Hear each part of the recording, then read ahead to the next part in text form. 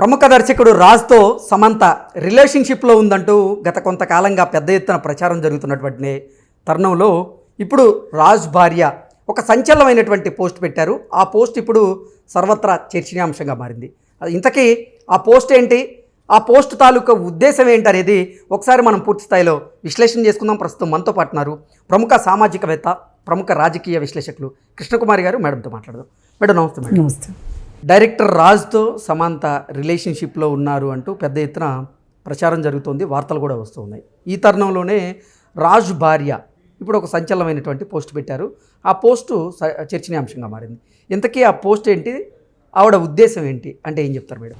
అంటే ఆవిడకి చాలామంది రాజ్ భార్యకి ఏవో అనునయ వాక్యాలు లేకపోతే సపోర్టింగ్గానో ఏదో మాట్లాడుతూ ఉంటే దానికి సంబంధించి ఆవిడ వాళ్ళందరికీ కృతజ్ఞతలు అన్నట్లుగా ఆమె అంటే మీరు నాకు సపోర్టింగ్గా ఉన్నారు, అది నాకు ఎంతో కొంత సంతోషం అన్న అర్థం వచ్చేలాగా పోస్ట్ పెట్టారు. ఓకే, అయితే అసలు ఈ పోస్ట్ ఆమె ఎందుకు పెట్టారు అనేది ఇప్పుడు చర్చ. చాలా రోజుల నుంచి రాజ్ తోటి ఈమె సన్నిహితంగా ఉంటుంది అని చెప్పి ఇందాక మీరు అన్నారు. జనరల్గా వరుస సినిమాలు చేస్తూ ఉంటే ఇలాంటి ఒక అపవాదనండి లేకపోతే ఇలాంటి దానికి ఆస్కారం అనేది ఏర్పడుతుంది. అసలు మామూలుగానే సినిమా ఫీల్డ్లో ఇదిగో తోక అంటే అదిగో పులి అంటారు. ఏదో చూసిరమ్మంటే కాల్చి వచ్చే జనాలు ఎక్కువ మంది ఉంటారు. అసలు గాసిప్ అంటే సినిమా వాళ్ళ తర్వాతే అన్నట్లు ఉంటుంది.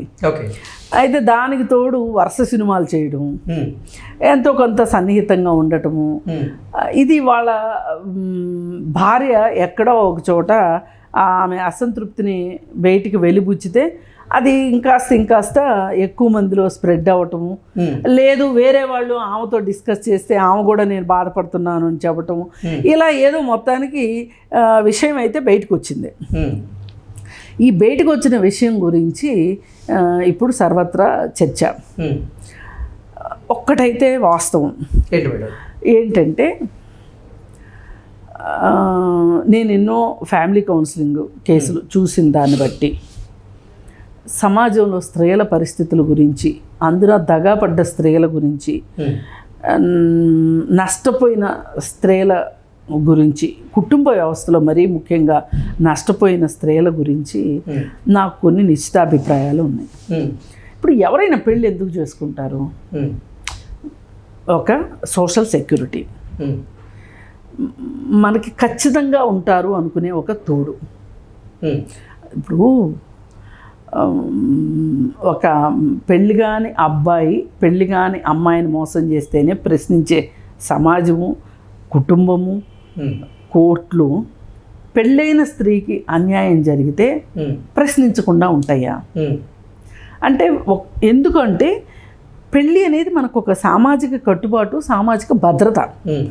దీనికి చట్టబద్ధత కూడా ఉంది. కాబట్టి ఇన్ని రకాల భద్రతలు ఇచ్చిన ఈ పెళ్ళిలోకి ఒక భార్యాభర్త వెళ్ళి, ఒక యువకులు వెళ్ళి భార్యాభర్తలు అయిన తర్వాత దీనికి సంబంధించి ఎన్నో కష్టాలు ఉంటాయి కుటుంబంలో. అదే ఇప్పుడు బయట వాళ్ళు ఏమన్నా ఒక మాట అన్నారనుకోండి, మనం ఫెడేల్ మీద ఒకటి కొడతాం, అదే భర్తనైతే కొడతాం కొట్టం. అలాగే మనం ఏదన్నా ఇబ్బంది పెట్టినా రెండో వాళ్ళు కొడతారా? కొట్టరు. ఒకళ్ళ కోసం ఒకళ్ళు ఉన్నట్టు ఉంటారు కదా. ఉండాలనే కదా చెప్పేది కూడా. చట్టం చెప్పినా, సమాజం చెప్పినా, కుటుంబం చెప్పినా అదే కదా. అంటే పెళ్ళి మంత్రాల్లోనే భాషలు ఏవైనప్పటికీ కూడా అర్ధేచ, కామేచ, మోక్షేచ, నాతిచరామి ఉంటాయి. అంటే నీకు అన్ని వేళలా, అన్ని సందర్భాల్లో నీకు తోడు నీడగా ఉంటాను, నీ చెయ్యి నేను ఎప్పుడు వదిలిపెట్టను, ఇదే కదా సారాంశం. మరి అలాంటి పరిస్థితుల్లో ఒక భర్త భార్యకి తెలియకోకుండా, తెలిసినా నన్ను ఏం చేస్తుంది భార్య అని ఇంకొక స్త్రీ వైపు తన దృష్టిని మరల్చాడు అంటే ఈ స్త్రీ ఎంత బాధపడుతుంది? ఇది ఆలోచించాల్సిన విషయం. ఓకే, ఇలాంటి సందర్భంగా ఈ అసలు భార్య ఎవరైతే ఉన్నారో ఆవిడికి నష్టం కలిగితే మట్టుకు అలాంటి వాళ్ళు ఎవరైనా ఫ్యామిలీ కౌన్సిలింగ్ గురించి వస్తే మొదటగా ఆ రిలేషన్ని కట్ చేసుకోమని చెప్తాం భర్తకి. ఒక భార్య మీ వివాహ బంధంలో ఒక ఇన్సెక్యూరిటీ ఫీల్ అవ్వటానికి వీలు లేదు. ఒక సెక్యూరిటీ ఇవ్వాల్సిన స్థానంలో ఒక ఇన్సెక్యూరిటీని ఇస్తున్నావు అంటే నీ బాధ్యత నుంచి పక్కకి వెళ్ళిపోయినట్లు లెక్క అని మొదటగా అసలు ఆ బంధాన్ని పక్కకు పెట్టేసే అంటే ఈ బంధంలో ఉండదలుచుకుంటే, ఈ భార్యతోనే బంధం కొనసాగించదలుచుకుంటే మొదలుగా చేయాల్సిన పని ఏంటి అంటే ఆ బంధం గురించి ఈ భార్యకి క్లారిఫికేషన్ ఇవ్వాలి. ఎగ్జాక్ట్లీ. ఇప్పుడు అయితే ఇలా ఇవ్వని పక్షంలో నువ్వు ఇద్దరితో ఉంటాను అంటే ఈ ఇద్దరికి ఇష్టమైతే ఉంటావో చస్తావో అది నీ ఇష్టం. కానీ ఇలాంటి సందర్భంలో నాలాంటి వాళ్ళు ఈ చట్టబద్ధత ఉన్న భార్య వైపే మాట్లాడతాను తప్పితే చట్టబద్ధత లేని వ్యక్తి గురించి మాట్లాడడం అంటే ఇది ఒక రకంగా తంబు రూల్ లాంటిది. అయితే ఈ తంబు రూల్ నుంచి నువ్వు పక్కకి వెళ్తాను అని అంటే ఆ పక్కకి వెళ్ళిన వ్యక్తితో నువ్వు ఉంటాను అంటే కూడా ఒక రకంగా అతను ఆమెను చీట్ చేస్తుంటే నువ్వు కూడా ఆమెను చీట్ చేసినట్టే ఒక రకంగా. అందుకని అసలు ఇలాంటి మల్టిపుల్ రిలేషన్స్ అనేది మట్టుకు ఆరోగ్యకరం కాదు అనేది మట్టుకైతే మొదటిగా చెప్పే మాట ఇది. అక్కడ సమంత ఉండనివ్వండి, ఇంకొకరు ఉండనివ్వండి, ఎవరన్నా ఉండనివ్వండి, వాళ్ళు ఎంత గొప్పవాళ్ళు అయినప్పటికీ కూడా ఇది రూల్ ఈజ్ రూల్. ఇప్పుడు అసలు మనం చూసుకున్నట్లయితే కొన్ని వార్తల్ని సమంత గారి వల్లే రాజ్ భార్య శ్యామాలికి మధ్య మనస్పర్ధలు వచ్చినట్లుగా, వీరిద్దరూ రిలేషన్లో కొనసాగుతున్నట్లుగా రకరకాల వార్తలు వస్తున్నాయి. ఇక్కడ చాలామంది సమంత గారిని తప్పుపడుతున్నారు, కానీ రాజు గారిది కూడా తప్పు ఉంది కదా.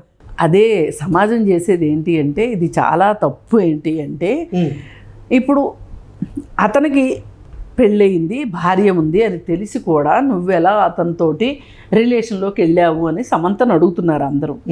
కానీ నీకు ఒక భార్య ఉంది, నీకు ఒక బాధ్యత ఉంది, ఆ బాధ్యతను విస్మరించి నువ్వెందుకు వేరే స్త్రీతో రిలేషన్లోకి వెళ్ళావు అని అతన్ని అడగట్లేదు.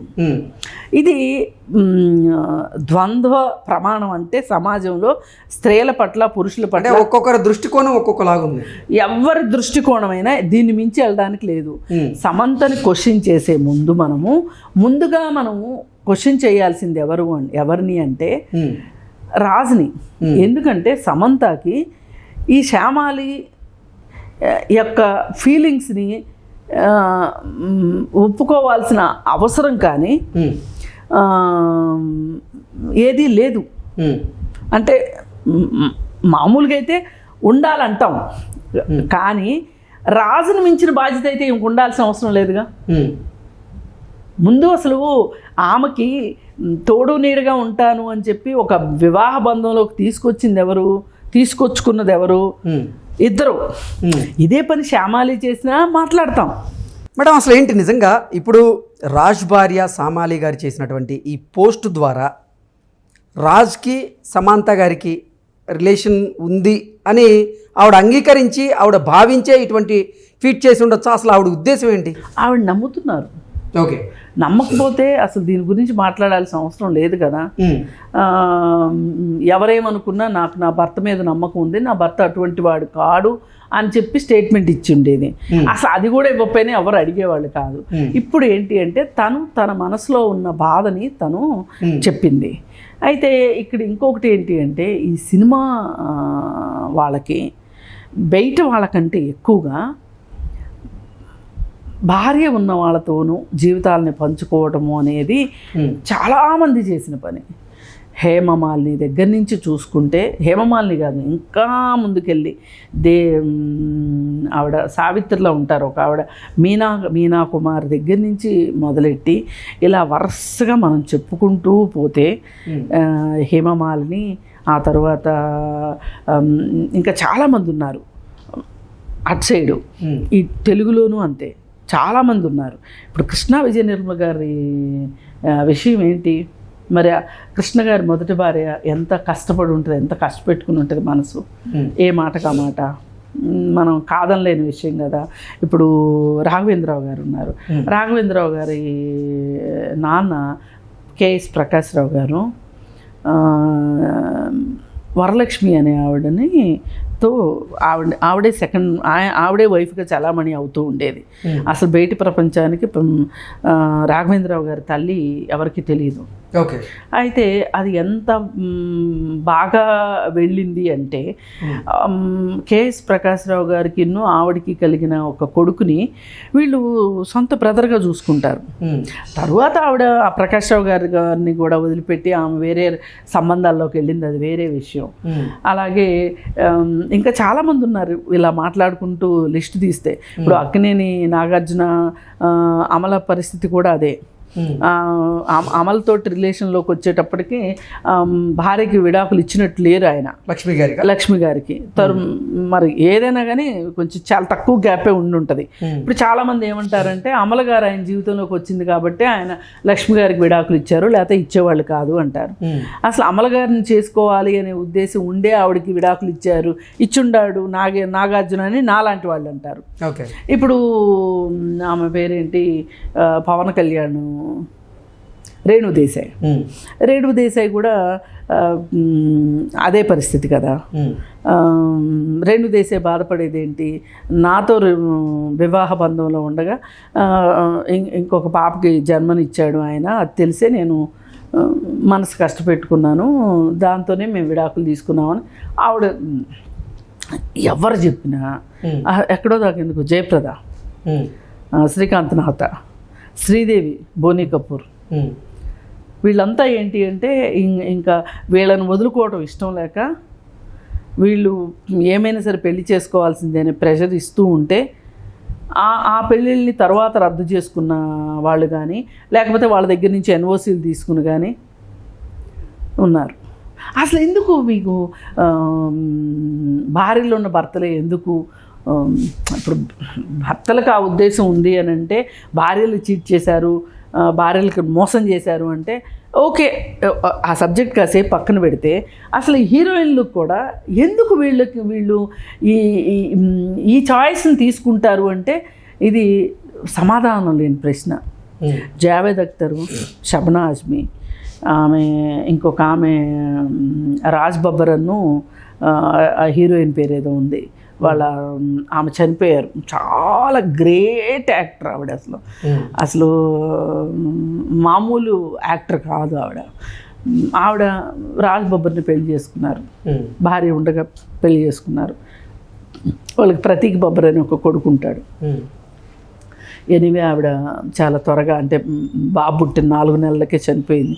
అసలు వీళ్ళందరూ కూడా ఎవరో తక్కువ యాక్టర్లు కాదు, ఏదో ఇలా వచ్చి అలా వెళ్ళిపోయిన యాక్టర్లు కూడా కాదు, మంచి యాక్టర్స్. మరి వీళ్ళు ఎందుకు ఈ చాయిస్ తీసుకుంటున్నారు అంటే సమాధానం లేని ప్రశ్న. ఒకవేళ సమంత ఆ చాయిస్ కానీ తీసుకుని ఉన్నట్లయితే కనుక అది మట్టుకు మనం హర్షించే విషయం అయితే కాదు. ఆ చాయిస్ కాకూడదు అని నేను కోరుకుంటున్నాను. అదే కనుక చాయిస్ అయితే కనుక అది అంత హర్షణీయం కాదు, ఆరోగ్యకరం కూడా కాదు. Okay madam, thank you so much. Thank you.